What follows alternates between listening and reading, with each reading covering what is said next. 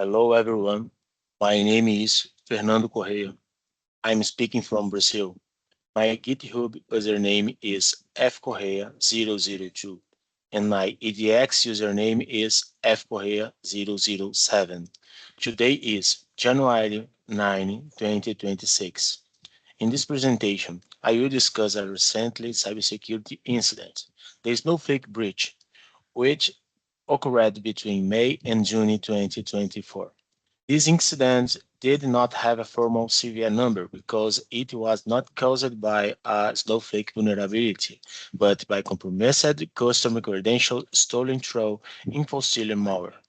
I selected this topic because it directly relates to time we studied in this course, including privacy, authentication, credential management, cloud security, and the consequence of failing to apply MFA.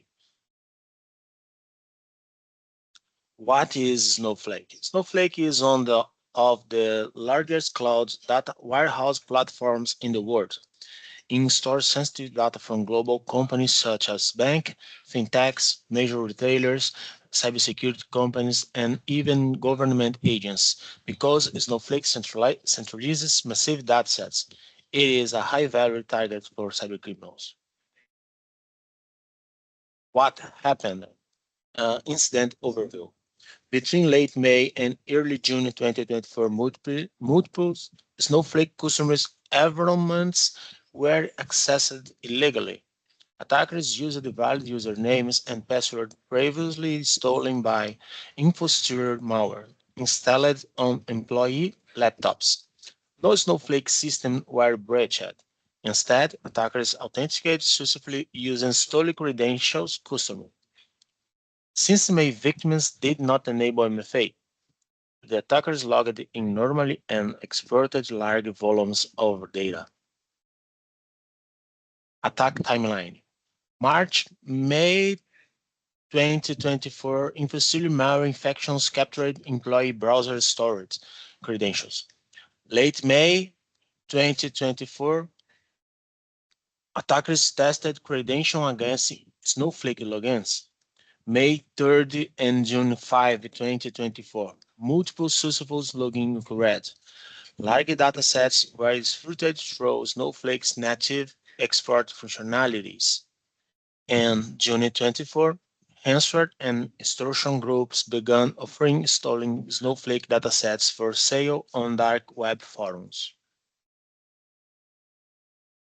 Why MFA?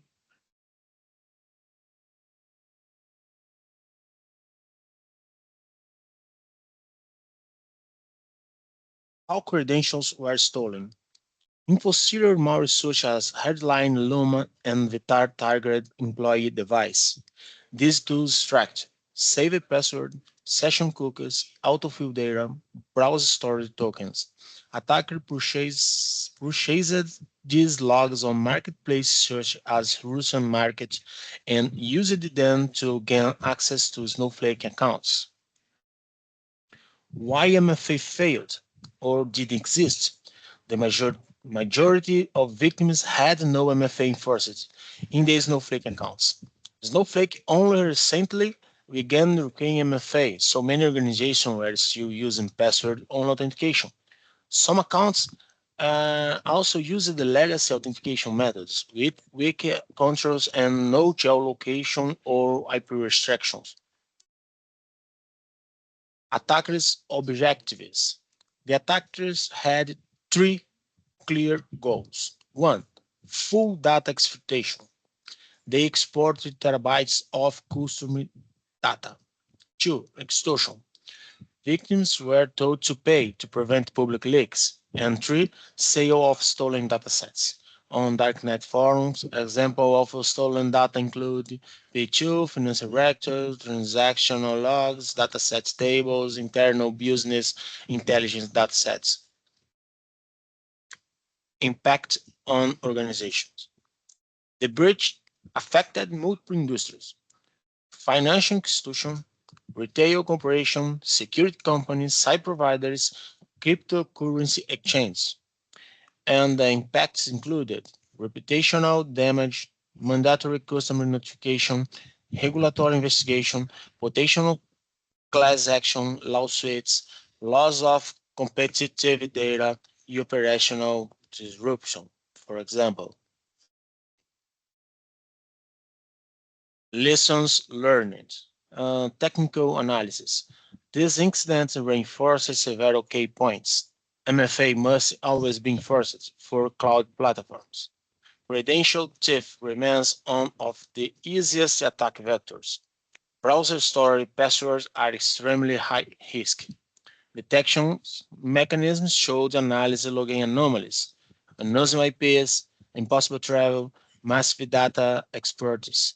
Most important, a cloud vendor can be secured, but customers must also secure their accounts. How Snowflake responded? Snowflake initiated forced DMFA rollout, temporary session invalidation, credential resets, and yesterday anomaly detection, customer notification, and updated security documentation. They also collaborated with Mandiant, CrowdStrike law enforcement agents. Our recommendations to avoid similar incidents. For organization, enforce NMFA for all cloud users, use SSO more identity providers, block browser stored credentials, implement EDR to detect infrastructure, apply network restrictions, IP allow list, monitor write volumes data exports, and use password manager instead of browser storage. And for individuals, never store corporate passwords in browsers. Use hardware MFA case. Avoid access cloud system on personal device. Final strokes. The Snowflake Breach makes one thing clear. Strong authentication is more important than ever. The cloud was not hackers, humans here.